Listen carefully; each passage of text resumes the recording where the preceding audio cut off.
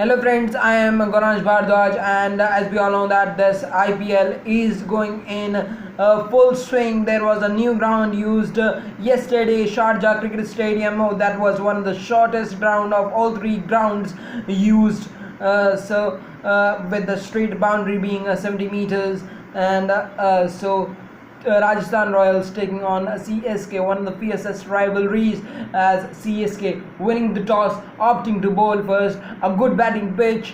Rajasthan Royals, as we all know, was one of the youngest side with 15 uncapped players, and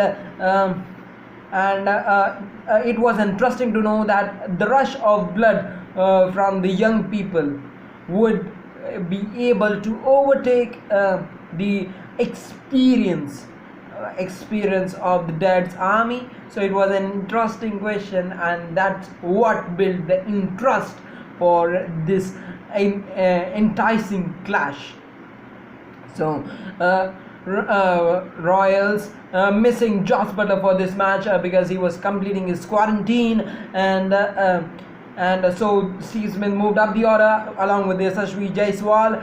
There was very much expectations from this young lad, as he was the highest run scorer in last year's Under-19 World Cup, and also he made 267 runs in on his first class debut for Mumbai. So there was plenty of expectations, as he didn't stood up for those expectations and was out only merely for 6, as Sanju Samson joined hand with his skipper Steve Smith, and it was very much interesting to see Sanju Samson. Every time we see this young batsman, I don't think he is young, he is very experienced. Every time we see this batsman, he is looking to improve. He looked like an improved player, and what blitz cricket was 74 of 32 deliveries. It was looking like every ball he's hitting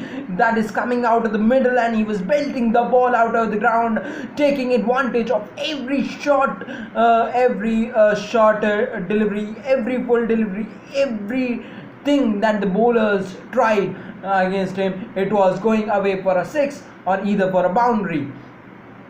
So it was almost as if I was amazed to see that kind of batting, that it was not seeming that they have lost any wicket. They were just going at it, taking a special liking to the leg spinner Piyush Chawla, who was batted for 54 runs in his 4 overs. Look at those majestic figures, 54 runs in his 4 overs. And but when Sanju Samson got out, the Rajasthan lost their way in the middle, as they were going for some of the aggressive batsmen up the order. David Miller came and gone. Then Rahul Tewatia was also promoted. He was gone, as the middle order crumbled, and soon they were 186 for 7 in the 19th over, as the 20th over was bowled by Lungi Sani Ngiri, and Jofra Archer was on strike for the very first ball, as he battered that one for 6, and we were there inching close to 200. We were like this, oh my god, they've got some sniff, there is a twist in a tail. And then he got another one, hat-trick of 6s, and that over was almost belted for 30 runs, and the bowler also under pressure bowled 2 no balls, those were also going for 6 runs. So at one stage it was looking like 14 or 15 runs were scored for only one legal delivery. So as this Jofra Archer last over Mavericks got Rajasthan Royals to a mammoth total of 216 for 7 in their 20 overs. That looked like impossible for the CSK, as we all know that their batting style was looking to settle and then going after the bowlers. But at this stage of that target, there was no looking back. They have to go straight from the first delivery, and two good overs from Jaydev Unadkat and Jofra Archer just only built the pressure, 8 without loss up 2 overs, and then from the fourth over, Shane Watson was getting into his stride and hitting the boundaries regularly, but once after the power play, Rahul Tewatia was introduced. He got the wicket of Shane Watson. Then, as the scoreboard scoreboard pressure was building, because it was a mammoth total, almost 11 runs an over was needed right from the start, and it only mounted up run rate, and at the last it was going to 15, 16 and over, and they were looking for big shots.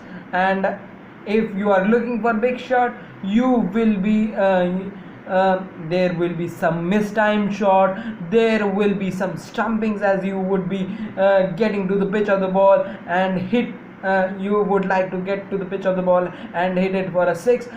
So there was some stumpings and very clever bowling this time from Rahul Tewatia and also from Shreyas Gopal in the middle overs, as they built on the pressure and took the wickets, and the run rate now edged up to 20 runs and over. And then it was Faf du Plessis was also not out till now, but Faf du Plessis was going for his shots, and it was looking like after 40 runs was required in the 8 deliveries. It was that equation similar to that. They were looking to go big, and at the last over, 37 was required at the last over, and the game slipped away, and we were disappointing. The CSK fans were disappointed, but MS Dhoni had some little in the store, as he hit 3 humongous sixes, monstrous sixes, out of the stadium sixes, on the roof sixes. To bring some gleeful faces in the CSK camp, as they lost only by a margin of 16 runs. Some of the not a good bowling from Rajasthan Royals. Now moving on to today's clash. Today is Mumbai Indians taking on Kolkata Knight Riders. There is a first sign of Kolkata Knight Riders, first match of KKR in the season at Abu Dhabi. They've got some of the very best finishers in the form of Owen Morgan, Andre Russell, Dinesh Karthik. So they've got some firepower in their pack, and they have the coach who has also the aggressive mindset, Brendan McCullum, who doesn't fear the air in his playing days.